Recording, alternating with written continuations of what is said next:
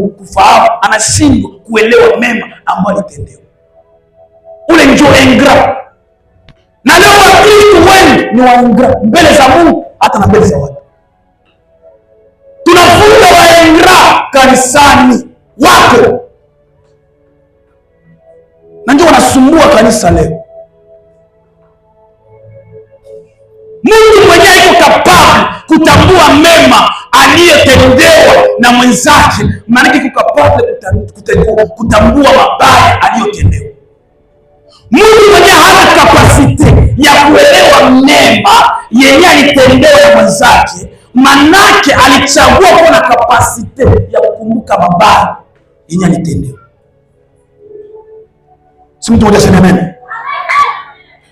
Biblia inasema watu 10 walitakaswa. Ukiangalia maisha walikuwa wanaishi maisha ya ukoma katika mji wa Israeli. Hakupatia kama mwingine, alikuwa kaizoea na mtu pabaya. Alikuwa ni mtu mwenye vidole yake, mwili yake yote inajaa vidole. Na wakati mwingine ikifika mstari tu vidole vinaanza katika, ni mtu wa kunuka. Katika Israeli wanamchukua kama ni mtu wa laana. Lakini huyu Yesu akaona hii maisha haistahili hawa wa Bwana, ni sharti wapone. Na walipopona, mtu mmoja ndio alionekana kuja kusema merci. Mara ngapi ulishafanya hata kipindi ya shukrani kwa ulinzi kuanzia mwezi wa kwanza mpaka leo mwezi wa 6, Mungu anakulinda? Mara ngapi? Ukitafakari wangapi walikufa, ni wengi sana. Ukiona kwenye Mungu anakutosha na leo gisi huko. Mama Brigitte, kwenye Mungu alikutoshaka. Kuna watu walikomana na matela au kulaliaka.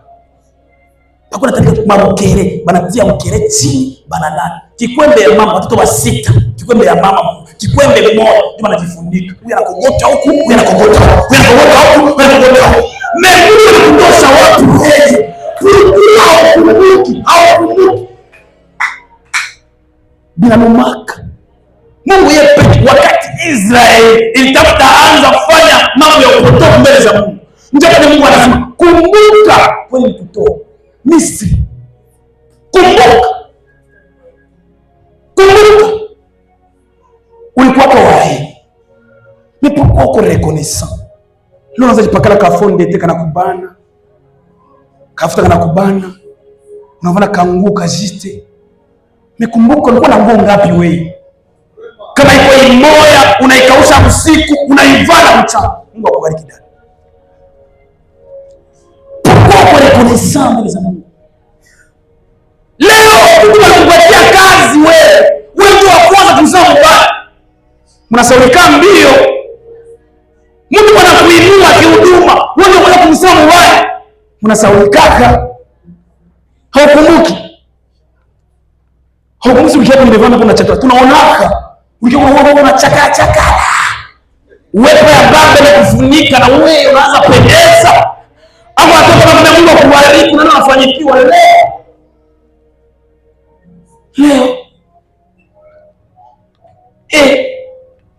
Mwanadamu tunasaulika mbio.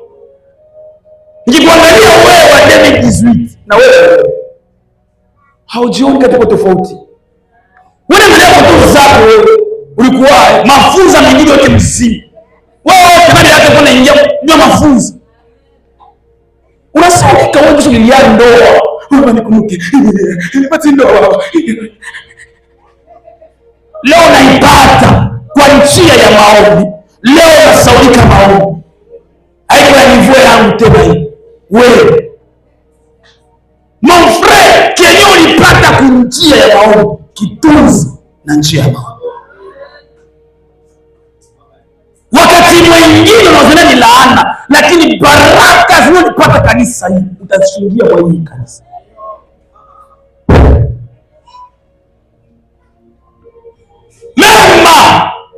Mema kwa watu ni wachache ambao wanatambua mema. Ingrat ni mtu mwenye anasaulikaka kumbuka mema ambayo alitendewa. Njoo ingrau. Ni mtu mwanasalikaka mema aliyotendewa. Ingra atakufanyizie mazuri yao. Hawezi isema. Lakini ukiomba unafanya tu kibaya kapata hivi. Kanisa yote itajua. Hata leo umpatie enjoy $100 mon frère, kama hii $100 ikusaidie. Messi anakuya anakulomba $100 wala $1000. Ukilima nayo kanisa mzuri bikuli ya mama itajua. Akienda mgani ziwani atajua. Mwingine yote itajua. Ingratitude haiko kitu kizuri. Mungu mmoja sio kutambua mema ambayo kafanyizwa na wengine. Huyu ni mchawi. Mchawi. Mchawi. Mchawi. Mchawi na lama naipeleka. Acha nifunge vitabu vyangu. Mara ngapi umetendewa mema? Mara ngapi alikusaidia? Meangalia retu roho yako yenyewe inafunga nini jioni? Roho safu waoneke na muone. Unashauri kwenye kutosha kwa. Leo unaweza kuwa na niveau ya kusema Pastor Samuel mbaya. Unaweza kuwa kabisa na mume kusema mchungaji wangu mbaya. Unasaulika uwepo wake. Sio kwa wewe. Ndio Mungu kusaidia. Mama mmoja alikuwa bibi ya soda. Bwana yuko vita alimwachia mimba ya kabinti. Ule wako vita akakufa. Ule mama akawakia mjane na ile mimba. Inafikia kiwango ya kuzaa, ule mama anaenda kujifungua, anazaa mtoto wa fii. Ule mtoto wa binti anakuwa na mwezi mmoja, miezi mbili. Ule mama sababu kuwa na yaya, akacha mtoto nyumba, akaenda ku supermarket, akaenda kumashi kwenda kuemea. Wakati kunarudia, anataka kuona kwake, anaona watu wiko wanalalamika nyumba inalungula, nyumba inalungula. Sali sogea anakutanisha nyumba yake ndio inalungula, iko na waka moto ya ajabu. Ule mama akasema, "Uko mtoto wangu wa miezi 2. Fie wangu siwezi acha nilungula." Bado akamkamata, akajitoa mikono ya watu, akaingia directement mwele nyumba. Wakati aliingia mwele nyumba, akakutanisha mtoto wake ingaliki na pumua, akamviringa viringa manguo, akamviringa viringa, moto iko ya ajabu. Mama kaitika kanungula yeye akasobe mtoto. Mama katoka nje. Sasa toka nje akafika naanguka directement mkoma. Yote sura yote kwa deforme. Soins intensifs. Anamaliza miezi miwili mune. Ule mama afya inarudia. Après mwaka mmoja makovu inayala, masikatrice. Hawezi muangalia hata kusura. Aliendelea kupenda ule binti. Iko kwa village. Binti wake akajitahidi akamsomesha. Binti anapata diploma, anamwambia mama, hauwezi kala mu village, acha mimi niende mu vile nitafute kazi.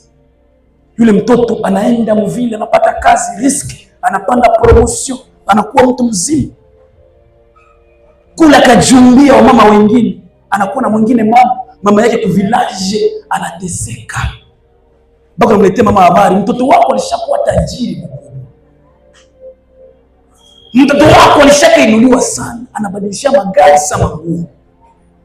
Ule mama akusadiki. Hata sukari nyumba yake nitokea. Leo vile kishanyisha na laka wewe, mtoto wangu kweli mnilisomesha. Mimi teseka juu yake, haiwezekani. Inafikia mpaka ule mtoto anapata mume ambaye alikuwa anatumika mu gouvernement, alikuwa na fonction ya kababa. Yule dada iko na presente mama mwingine ndio mama yake. Inafikia ndoo, habari zinafikia ule mama kijijini, mtoto wako atalunga leo, hauna habari. Yule mama anasema haiwezekani, mtoto wangu ndio. Ule mama anasema hata kama sina pesa, nitajitahidi nitoke mu village na miguu, nini nauliza wapi kwenye ndoa hii. Yule mama akafunga kasashe kaki, Maligre hali yake akakuya mpaka mjini.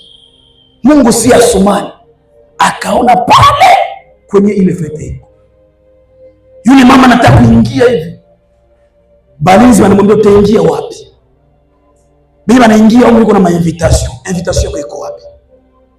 Yule mama anasema mimi ndio mwenye mtoto ni wangu. Hatukujui mama yake yuko ndani na mtoto yuko ndani. Yule mama akasema mama, mimi ndio nimejizalia, yule mtoto ni wangu. Mimi naona foto yake hapa. Huyu ni mtoto wangu. Basi akamwambia wewe ukaingia. Ule mama akataa force na akakataa. Mwizi akamwambia mwenzake acha nini nimwambie basi bosi kama kuna mama mwenyewe anataka kuingia huko. Ule mwizi akaenda akamwambia bosi. Mume ya ule fi akamwambia kuko mama mwenyewe anasema ni mama yake ya ule fi. Anasema anatafuta kuingia kwa marriage ya mtoto wake. Yule bosi akashtuka, mama mwingine? Mimi najua mama yake njoo huyu mwenyewe kwa hapo. Njoo mama yangu mko. Hapana, ule mama anasizia sana. Iko ni wa mzee, sura yake na masikatrice aeleweki. Kumbe ile binti unasikia. Akasema, nani huyo? Fukuzo ni mchawi. Mfukuzie mbali. Anaanza akasema, lakini mfukuzie mbali. Bakaenda wakafukuza ule mama akalia, akarudia tena akainsist. Yule bosi akasema hapana, ni sharti nitoke niende niangalie kama kweli. Ule bosi akatoka. Ule mama iko na lia machozi. Bosi akamuuliza mama nini? Akamwambia unaona hii foto, huyu mwenye kwa hapo ni mtoto wangu nimejizalia. Akambatia historia yote, jinsi alifikia kwa na lungula akajisakrifie. Njoo ule mtoto wa somo. Sasa ule bosi alisikia machozi katoka. Akachukua ule mama akamuingiza mpaka msherehe. Akaambia watu mwareteni ziti, arete. Kuna jambo linatakiwa kuongelewa. Yule mama akachukua mikrofoni. Akaongea akasema, huyu ni binti wangu. Alikuwa na miezi miwili. Moto ikawaka. Natoka sokoni, nikaacha vyote nikaingia moto porque nisove nafsi yangu, nisove damu yangu. Lakini leo analunga mie mama yake naikala ku village nateseka, naangaika hata chakula ya kula sina. Ona manguo gisi nilipasukia. Nani wangu anisaidie? Mtoto wangu mnyumba ya mzuri, anafanya vizuri, ana magari, lakini mimi nateseka. Yule boss wakati alisikia vile akapiga magoti chini akalia. Akasema tangu sasa hivi sikuoi. Wewe unakana damu yako. Mimi sasa nitakuwa. Wewe unakana baba yako. Kwenye kupitisha kama iko na hii makovu yote ni juu yako. Leo unakana damu yako. Mimi nitakuwa. Na leo watu wengi ni vile kanisani mnamkana hata Yesu alikufia, aliacha kiti cha enzi, akaacha utukufu mbinguni, akavaa uchi, akampuka. Leo hautambui mema aliyokufanyizia. Kama unaitwa Mkristo ni juu yake. Kama leo unaweza kuwa mzuri pale ni juu yake. Wangapi wanateseka, wangapi wanaona neema wanaikosa, lakini wewe unachezea neema. Unakuwa mema inashindikana, watu wanakusogeza ili uone njia msalaba. Leo moja kuna kwa simama. Mema hayauzaki. Mema hayauzaki. Hata unaweza katana kufanyia mtu mema leo. Jua kuna yule ambaye atalipa. Shima tuombe Mungu. Saya pasha. Shima tuombe Mungu. Nataka niombe Mungu na wewe mpendwa. Kuna watu ambao waliwasaidia. Kuna watu ambao waliwatendea mema lakini wakakulipa mabaya. Kuna watu walijisakrifia juu yao lakini hao ndio wa kwanza kukuharibishia temwanyaje yao. Kuna watu ambao ulijinyima juu yao lakini leo wanakusaliti. Na moyo wako ukasononeka, ukaapa tabia yako kusema sitasaidia yako huyu mtu. Hata akufe leo sitaenda kumazishi yake. Leo kimwona watu wengi kikwazo mbele yako. Biblia tunasema mkitabu cha Wagalatia sura 6 mstari wa 10, usichoke kwa kutenda mema, maana utalipwa kwa wakati wake. Utasogea kwa mbele niombe na wewe. Utasogea mahali hapa niombe na wewe. Kuna wale walivunjika moyo juu ya kusemewa, wakatoa hata matamshi mabaya, matamshi ya laana kwa wale watu ambao walitendewa mema. Sogea kwa